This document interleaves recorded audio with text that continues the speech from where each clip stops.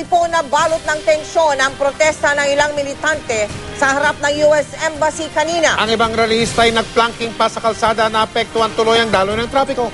Nakatutok si John Consulta. Okay! Buda! Pasado alas 10 ng umaga nang sumugod ang may 20 miyembro ng grupong migrante sa US Embassy sa Rojas Boulevard, Maynila.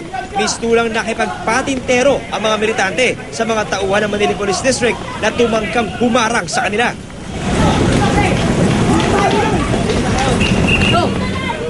Bahagyang tumaas ang tensyon nang magkatulakan ng mga lista at ilang pulis. Anay tayo! Anay! Anay! Sa bandang huli, sa bahaging ito ng Rojas Boulevard na sila naharang ng pulisya. Ilang metro lang ang layo sa main gate ng US Embassy.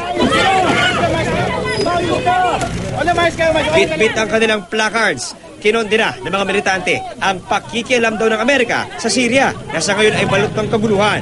Maya-maya lang, nagplanking na ang mga militante bilang batingos daw ng grupo saan nila'y mabagal na aksyon ng pamahalaan para mailikas ang mga OFWs na naiipit ngayon sa gulo sa Syria. Bahagyang nakaapekto sa daloy ng trapiko ang pagplanking ng mga rallyista. Sa 18,000 ng mga kababayan natin, 1,000 pa lamang ang napapauwi at alam naman natin na 3 na ang namamatay. Hihintayin pa ba natin na marami sa mga kababayan natin ang madisgrasya o manganib ang buhay bago kumilos ang ating gobyerno?